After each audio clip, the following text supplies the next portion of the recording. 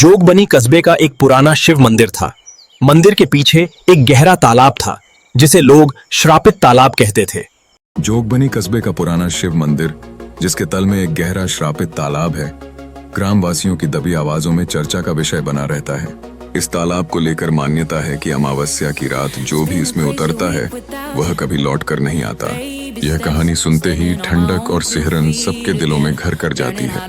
तालाब के पास खड़े होते ही एक असाधारण भय का अनुभव होता है, जैसा कि यह पानी रहस्यमय अंधकार में जल रहा है। गांव के बुजुर्गों की बातों में डर स्पष्ट था। वे याद दिलाते थे कि 100 वर्ष पूर्व एक तांत्रिक साधु ने यहाँ तप किया था और उसकी अधूरी आत्मा अब इस तालाब की गहराइयों में फंसी हुई है। उसके द्वारा मृत्यु पर विजय पाने का यज्ञ असफल रहा और अब उसके उन अनसुलझे अध्यायों की गूंज तालाब के पानी में कैद है। कहने को तालाब में लोग रहस्यमय तरीके से डूबते रहे हैं, लेकिन उनके शव कभी नहीं मिले। यह बात तालाब की मौन गहराइयों में सन्नाटे के साथ लिपटी हुई है। 3 दोस्त अजय, सुरेश और राजू इस डर को न केवल मानते थे बल्कि इसे हंसने और मजाक बनाने का विषय समझते थे।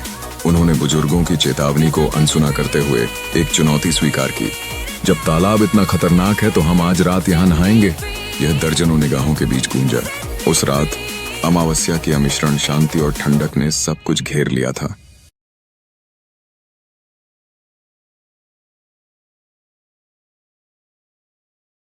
तालाब का श्राप। पूर्ण कथा। जोगबनी कस्बे का एक पुराना शिव मंदिर था।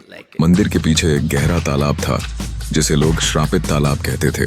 गांव में एक कहावत थी, जो इस तालाब में अमावस्या की रात उतरेगा वह कभी लौट कर नहीं आएगा। गांव के बुजुर्ग बताते थे कि 100 साल पहले एक तांत्रिक साधु ने यहीं तपस्या की थी। लोग कहते थे कि उसने मृत्यु को जीतने का यज्ञ किया पर असफल रहा। उसकी अधूरी आत्मा तालाब की गहराइयों में फंस गई। तब से यहाँ कई लोग रहस्यमयी तरीके से डूबकर मर गए और लाशें कभी नहीं मिली। Inspirational speeches, the power of positive thinking. तालाब का श्राप। पूर्ण कथा। जोगबनी कस्बे का एक पुराना शिव मंदिर था। मंदिर के पीछे एक गहरा तालाब था जिसे लोग श्रापित तालाब कहते थे। गांव में एक कहावत थी, जो इस तालाब में अमावस्या की रात उतरेगा वह कभी लौट कर नहीं आएगा। गांव के बुजुर्ग बताते थे कि 100 साल पहले एक तांत्रिक साधु ने यहीं तपस्या की थी। लोग कहते थे कि उसने मृत्यु को जीतने का यज्ञ किया पर असफल रहा। उसकी अधूरी आत्मा तालाब की गहराइयों में फंस गई। तब से यहाँ कई लोग रहस्यमयी तरीके से डूबकर मर गए और लाशें कभी नहीं मिली। 3 दोस्तों की चुनौती।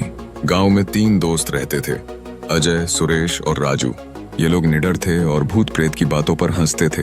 एक दिन गांव के बुजुर्गों ने उन्हें तालाब से दूर रहने की चेतावनी दी, लेकिन तीनों ने मजाक उड़ाते हुए कहा, अगर तालाब इतना खतरनाक है तो हम आज रात वहीं नहाएंगे और देखेंगे भूत हमें क्या कर लेता है। उस रात अमावस्या थी। हवा में सन्नाटा और ठंडक घुली हुई थी। तीनों हाथ में लालटेन लेकर तालाब तक पहुंचे। जैसे ही उन्होंने पानी की ओर देखा, उनके मन में एक अजीब सा डर समाने लगा। पानी की सतह पर हल्की लहरें तिरने लगीं और उसी पल उनकी परछाई दिखाई देने लगी। परछाइयों के चेहरे धुंधले थे, मानो उनकी पहचान खो गई हो।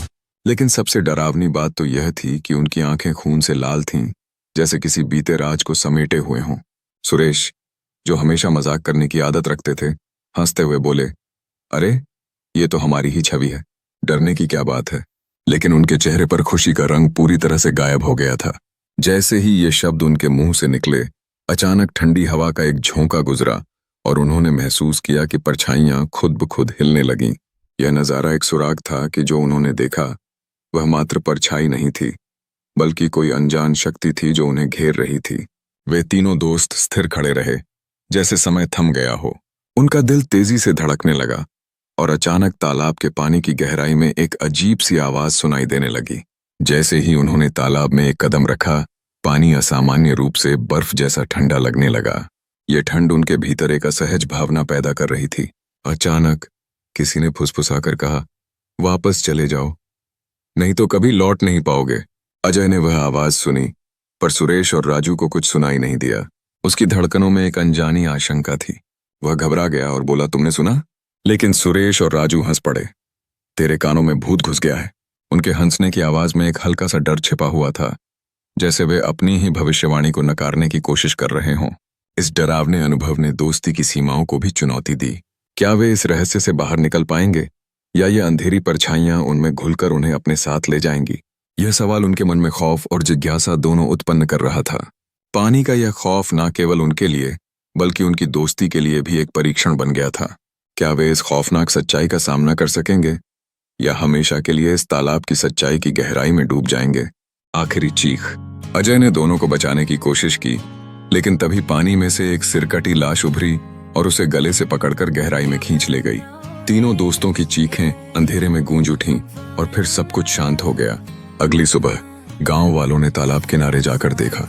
वहां तीनों की सिर्फ चप्पलें और लालटेन पड़ी थीं। पानी बिल्कुल शांत था, जैसे कुछ हुआ ही न हो।